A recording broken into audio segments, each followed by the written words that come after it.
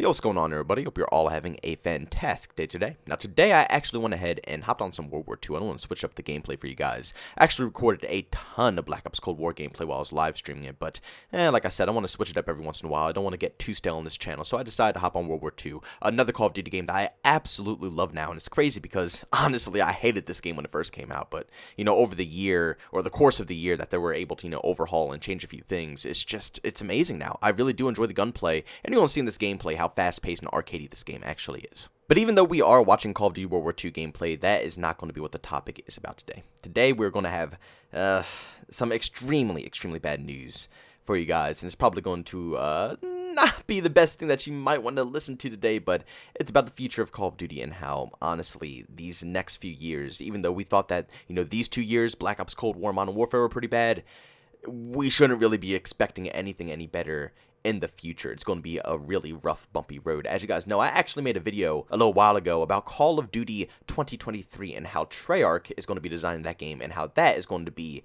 an actual disaster because, as you guys know, or maybe you don't, I'll throw it out there so anybody who doesn't know this information knows now, but apparently from the leaks, Sledgehammer Games is having a horrible time when it comes to Call of Duty 2021, so Treyarch has to completely skip out on their project when it comes to Call of Duty 2023, or not skip out on it, but they have to cut some of the time off to come and assist Sledgehammer Games when it comes to Call of Duty 2021. So you heard that right. Not only did Treyarch Studios save Sledgehammer Games when it came to Black Ops Cold War and completely took over the game with that, but they also have to come, once again, the next year with no time to even think about designing Call of Duty 2023 and help out Sledgehammer Games again with making a zombies experience for Call of Duty 2021. So, as we see already, Call of Duty 2021 looks like to be a disaster. It's all messed up. Call of Duty 2023 is looking like it's going to be an absolute disaster because, once again, Treyarch has absolutely no time to focus on their own game, and it's just going to be a rushed piece of crap because, Activision will never give the development teams any more time to actually design their titles. And not only is Call of Duty 2021 and 2023 looking bad, but Call of Duty 2022 is looking even worse as well. Now,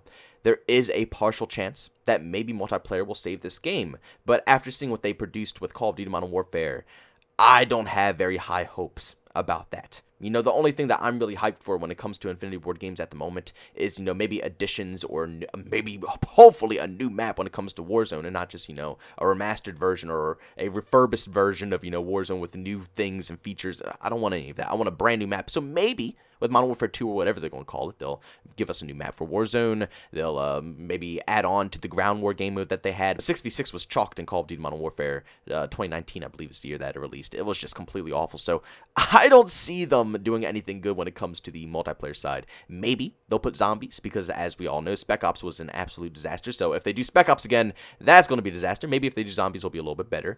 But the news is that basically I hate this because when this news released that they were coming to the studio, I was so hyped because I love Naughty Dog. But let me just tell you guys the news. I saw from Charlie Intel on Twitter, two of probably the best campaign and narrative directors who joined Infinity Ward directly from Naughty Dog, which I love. I love Naughty Dog. I love the whole Uncharted series. They're all superb. The campaign and the storyline and the writing for all of those games are just amazing. That's why when I saw that those two individuals were coming to, be head developers over at Infinity Ward to work on their campaigns, I was so hyped, and they lived up to my expectations for them.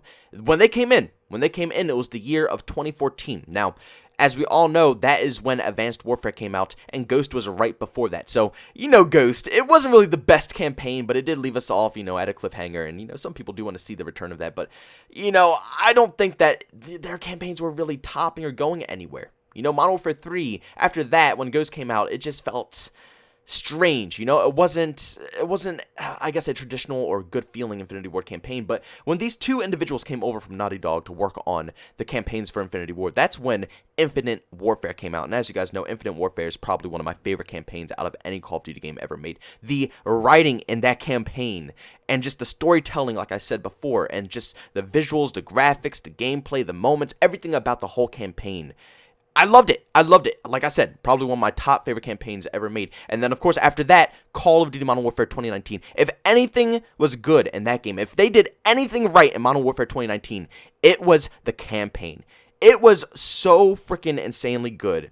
Again, one of the most top tier campaigns in my personal opinion. If I had to ever put a list of my top 5 favorite campaigns ever made, Modern Warfare 2019 and Infinite Warfare will both be in that list, which says a lot because there's tons of Call of Duty games, but they were just that good. And once again, I think that those campaigns turned out that good because the 2 developers that came from Naughty Dog came over and started being head developers when it came, well, maybe I should say head directors when it came to, making and scripting out the actual campaign for these games. I think they were a big part of this picture, and they just completely left Infinity Ward now.